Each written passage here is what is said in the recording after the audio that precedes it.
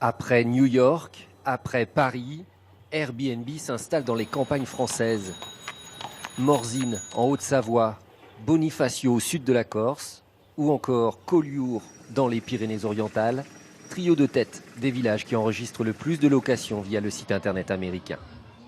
Depuis cet été à Morzine, Airbnb est même devenu le premier hôtelier de la commune avec 1300 logements proposés ici, soit plus de 10% des lits touristiques en haute saison. Exemple, avec cet appartement loué par cette famille anglaise pour 4 jours, environ 400 €. Habitués aux hôtels, ils sont cette fois passés par Airbnb. Il y en a des centaines et des centaines, et ça va du petit local rénové aux maisons, le choix est infini. Nous avons une cuisine, beaucoup plus d'espace, une salle à manger et un joli balcon. Cet appartement,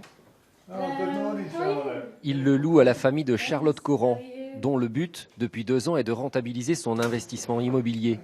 Le géant américain prélève 3% des transactions. Bon, on est quasiment tout le temps complet, en saison. L'été, l'hiver, on est bien rempli, et après, en intersaison, c'est un peu plus compliqué. Il y a moins de monde aussi qui vient, donc voilà. Des locations dont le nombre atteint désormais des sommets. Sylvain Roussel en a même fait son activité principale. Ces 3 chambres d'hôtes avec petit déjeuner lui ont rapporté 15 000 € l'an dernier. Voici votre salle de bain.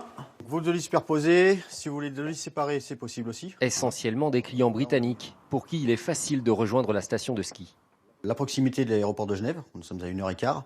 Le tarif qui est largement concurrentiel à celui de la France, c'est-à-dire un Anglais va payer moins cher pour faire Londres-Genève qu'un Français qui va partir de Charles de Gaulle ou n'importe où pour venir sur Genève. Grâce aux compagnies low cost. Grâce aux compagnies low cost, oui.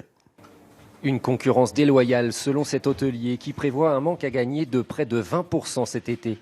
Pour lui, il est urgent d'harmoniser les charges et les obligations légales, bien moins contraignantes pour les loueurs. Ça construit énormément à l'heure actuelle, il y a de plus en plus d'appartements, il y a de plus en plus de loueurs.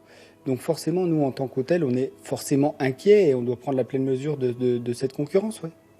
En 5 ans, le nombre d'annonces sur Airbnb a été multiplié par 19 en France et par 37 hors des grandes villes.